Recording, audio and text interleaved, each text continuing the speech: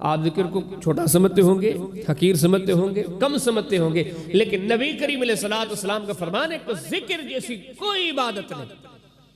ایک بندے کو اللہ نے بڑا مال دیا، بڑا امیر بنایا، لاکھوں روپے خرچ کرتا ہے، لیکن قرآن و سنت سے پوچھیں، ایک بندہ اس طرف ہے، اٹھتے بیٹھتے چلتے پھرتے، سبحان اللہ، الحمدللہ، لا الہ الا اللہ، اللہ اکبر، استغفر اللہ، سبحان اللہ و بحمدہ، سبحان اللہ العظیم۔ نبی کریم علیہ السلام نے فرمایا اگلا بندہ کتنا بھی مال خرچ کر لے لیکن ذکر والے کا مقابلہ نہیں کر سکتا۔ یہ ذکر کا شان ہے۔ آپ پڑھیں صحیح بخاری کے اندر کتاب الاذان کے اندر ایک باب ہے، باب ذکر بعد الصلاۃ۔ نبی کریم علیہ السلام کے پاس ایک دن مدینے کے غریب لوگوں کا طبقہ، غریب لوگوں کا ٹولہ، غریب سے لوگ تھے، ایک دن نبی صلی اللہ علیہ وسلم کے پاس آ گئے، لیکن دیکھیے کہ سوچیں کتنی بڑی تھی، کس عظیم لوگ ہیں۔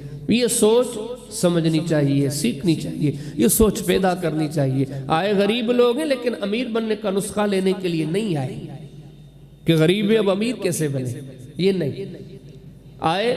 آگے عرض کی اللہ کے رسول ہم غریب لوگ ہیں، باقی تو سارے کام کر دیتے ہیں لیکن مال خرچ ہم نہیں کر سکتے، نہیں، کیونکہ ہمارے پاس مال ہے ہی نہیں۔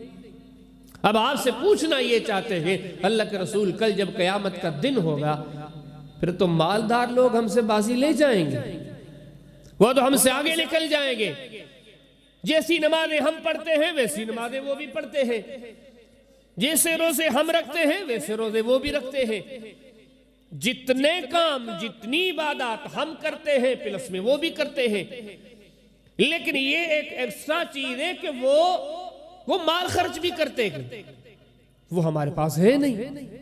اب اللہ کے رسول جب قیامت کے دن وہ بھی آئیں گے، قیامت کے دن ہم بھی آئیں گے، وہ تو ہم سے مقابلہ لے جائیں گے، وہ ہم سے بڑھ جائیں گے درجات میں۔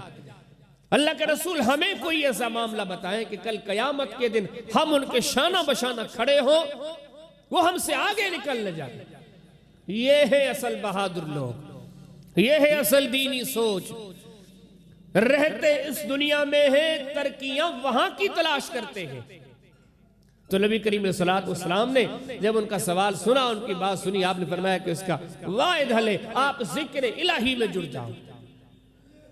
آپ نماز کے بعد پابندی کے ساتھ پڑھو سبحان اللہ، لا الہ الا اللہ واللہ اکبر، سبحان اللہ والحمدللہ واللہ اکبر۔